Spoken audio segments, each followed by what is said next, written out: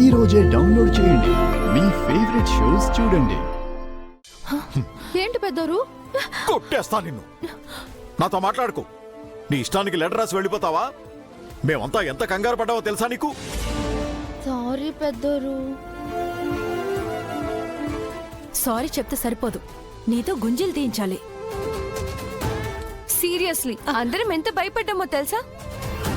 నువ్వు చిన్నపిల్లవైనా ధైర్యవంతురాలు అనుకున్నాను. ఎలా చేసావేంటమ్మా?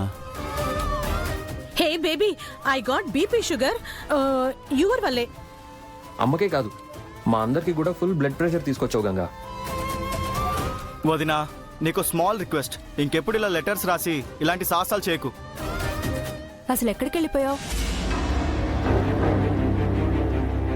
అవును, ఆ దెబ్బేంటి? సార్ కొట్టారు. ఓఎంజీ, కొట్టావా? కొట్టకేం చేయమంటారు పెదనాన్న? అసలు తను ఏం చేసిందో తెలుసా? చచ్చిపోయినట్టు యాక్ట్ చేసింది.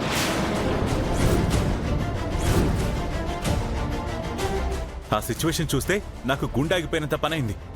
అంటే కావాలని లెటర్ రాసి ఆత్మహత్యకు ప్రయత్నించినట్టు నటించావా? మమ్మల్ని అందరినీ ఫూల్స్ ని చేయడం నీకంత సంబరంగా ఉందా? పోలీస్ కంప్లైంట్ కూడా ఇవ్వాలనుకున్నాం తెలుసా? నీ వల్ల ఆంటీని అందరూ దోషిలా చూశారు Ganga. This is not fair. నేను ఇలా చేయడానికి కారణం ఉంది. ఏంటా కారణం? శేఖర్ అన్నా,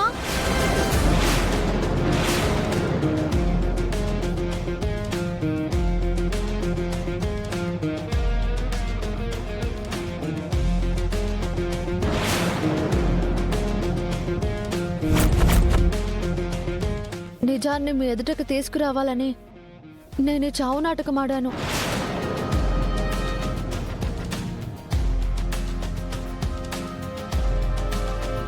ఏమంటున్నావు గంగా? రుద్ర, అసలు ఏం జరిగింది? శేఖర్తో నిజం చెప్పించడానికే గంగ చనిపోయినట్టు యాక్ట్ చేసింది పెదనాన్న. ఎవరో శేఖర్ని బ్లాక్మెయిల్ చేసి గంగ గురించి అబద్ధం చెప్పేలా చేశారు. చెప్పు శేఖర్. రుద్ర సార్ చెప్పింది నిజమేనండి. నా వల్ల పొరపాటున ఒక యాక్సిడెంట్ జరిగింది. ఒక అమ్మాయి చనిపోయింది. దాన్ని అడ్డం పెట్టుకుని నన్ను బ్లాక్మెయిల్ చేసి గంగ గురించి అబద్ధం చెప్పమని చెప్పారు.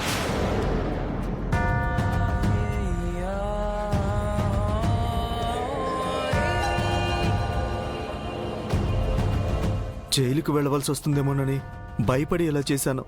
నన్ను క్షమించండి. You rascal! వద్దండి, అన్నయ్య నేను చేయకండి. ఇలాంటి పరిస్థితుల్లో ఎవరున్నా సరే ఇంతకంటే ఏం చేస్తారు?